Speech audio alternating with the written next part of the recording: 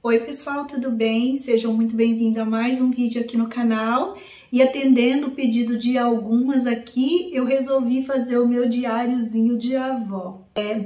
Algumas sugeriram um diário de vó, outras falaram, vai falando, vai dando notícias. Eu já tenho 2 vídeos aqui falando sobre a gravidez da minha filha, né? Eu vou deixar o link aqui embaixo para quem quiser saber como que foi o início de tudo, como tudo aconteceu, como nós reagimos, eu, o pai dela, minha filha não é casada, minha filha mora com a gente e de repente ela se viu grávida.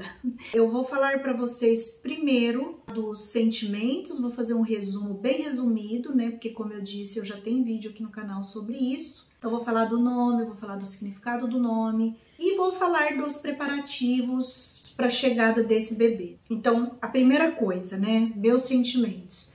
Tudo que eu queria é que a minha filha acolhesse esse bebê. Então, eu evitei falar qualquer coisa, dar qualquer lição de moral, ou falar coisas inconvenientes que pudesse atrapalhar esse processo. Porque eu percebi que para ela também foi um susto, que ela não estava esperando. Antes que alguém venha dizer que existe formas de evitar, eu concordo com você, existem muitas formas de evitar, mas assim, gente, não julgue. Isso não é opinião, isso é julgamento. E eu não me importo com isso, porque se eu me importasse, eu já tinha saído do YouTube há muito tempo.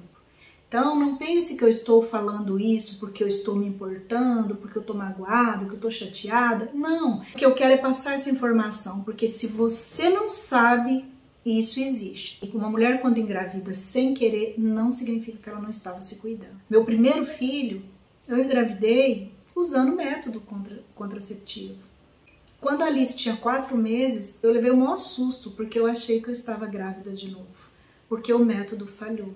Bom, a primeira coisa que eu quero falar para vocês, eu já falei no outro vídeo, é um menino, né? A gente tá esperando um menininho, e o nome dele vai ser Johan. É um nome que eu achei um pouco difícil de falar, aí eu vou deixar escrito aqui. Bom, vou deixar aqui para vocês também o significado desse nome, que é um significado bem bonito, bem impactante. Bom, em relação aos sentimentos, é igual eu falei para vocês, né? Susto, conflito, mas ao mesmo tempo acolhimento. E depois a gente foi para a fase afeto com o bebê, né? No início meu afeto era mais com a Mel, né? Não que eu não levasse em conta o bebê, mas as minhas preocupações eram mais com a Mel. E depois foi nascendo esse afeto com o bebê, coisa muito rápida, não foi bem depois. E depois, um pouco mais depois dessa fase, começou um apego, né? Eu sinto que a Mel tá muito apegada comigo. Ela vira aqui, querer ficar junto comigo, às vezes a gente tá deitada, vem aqui, deita, adormece do nosso lado, fica andando atrás de mim, igual criança andando atrás da mãe. Né? Muito apegada, muito preocupada comigo, querendo ajudar quando eu tô muito atarefada de coisas, fazendo coisas que antes eu pedia para ela fazer e ela só fazia quando queria e agora sem eu pedir ela vai lá e faz. Eu fico até pensando, será que isso é dela por causa da maternidade, né, aflorando aí, ou é o bebê, né? Aquele grudinho, sabe? Que às vezes eu tenho que falar, filha, a mamãe precisa fazer as coisas dela. Então a gente tá nessa fase de muito apego. A Melissa que é a mãe do bebê e ela que vai fazer as escolhas dela, e eu percebo que as escolhas dela estão muito diferentes da época do que eu escolhi. Algumas coisas são muito semelhantes, mas algumas coisas muito diferentes. Por quê? Porque as coisas mudam. Até com relação a enxoval, itens de enxoval, tudo isso a Melissa pesquisou. Então quando a gente foi conversar, ela quis ouvir a minha opinião. Porque eu falei pra ela, ó, vamos fazer a lista do enxoval do bebê, acho que é a primeira coisa que a gente tem que fazer. Aí ela perguntou pra mim, você me ajuda? Eu falei, ajudo. Então a gente sentou e conversou. A gente pensou em princípio em algumas coisas, depois eu também vi alguns conteúdos, perguntei pra ela, Mel, o que você acha da gente mudar isso aqui? E aí junto a gente mudou. Teve coisa que a gente não mudou, porque ela falou, não mãe, é por isso, eu acho que é o melhor, e ficou daquele jeito. Então assim, eu tô participando muito dessa preparação, da chegada do Johan, mas sempre partindo das escolhas da Melissa, tá? 2 coisas assim que ela já quis desde o início, um enxoval minimalista e coisa básica, nada assim muito colorido em relação a alguns artigos de enxoval. Em relação à roupa de cama, essas coisas assim, ela gosta bem básico. Saída de maternidade, ela não quer esses kits que a criança parece que tá social, porque ela não vê como uma coisa confortável. E tipo, eu achei lindo umas jardineiras assim de linho, essa linha bem verão, com bodyzinho com gola. Achei a coisa mais linda. Ela falou, não gosto de criança assim, vestida, sabe, tipo social.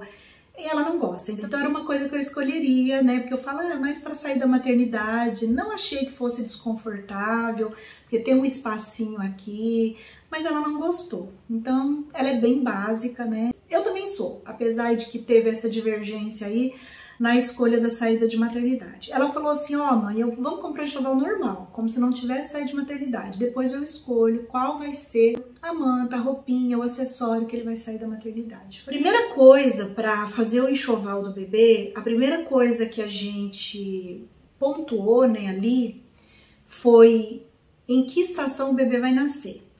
E claro, o clima daqui. Então, quando a gente foi, antes de montar o nosso enxoval, nós vamos pesquisar enxoval para um bebê que nasce no mês de setembro. Aí nós fizemos os ajustes com o clima daqui. Outra coisa que nós definimos, nós queremos uma grande quantidade de roupa para juntar tudo e lavar 2, 3 vezes por semana, ou nós vamos lavar todos os dias. Aí eu falei para Mel, eu sempre lavei todo dia.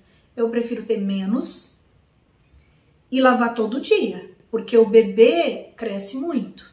Então eu acredito que financeiramente não é econômico, tá? Então, embora a gente vai ligar a máquina mais vezes, a gente vai ter uma economia aí com peças de roupa que tá muito caro.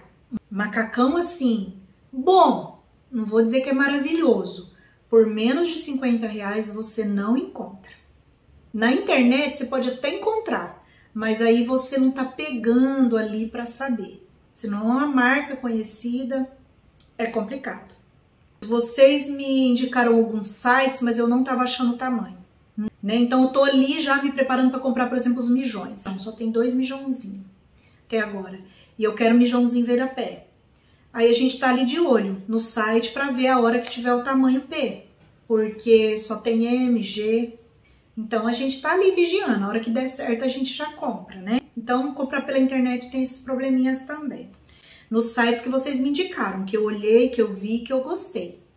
Então assim, os preparativos para a chegada do bebê em relação ao enxoval, a primeira coisa foi definir isso, tá? A estação do ano, o clima daqui e se a gente vai lavar ou não roupa todos os dias para a gente definir o número de peças. Primeira coisa que a gente fez foi isso. Depois a gente foi sentar e fazer o enxoval. E é claro que esse enxoval ele vai sendo alterado de acordo com o que a gente vai vendo. Às vezes eu quero um conjuntinho de body, né, manga comprida. Mas eu acho um macacão do tamanho que a gente quer e ele tá mais bonitinho e praticamente o mesmo preço. Aí a gente acrescenta o número de macacão, desde que seja bem confortável, né? A gente acrescenta lá no número de macacão e elimina um conjuntinho de body com calça. Isso foi só um exemplo, tá? Só um exemplo.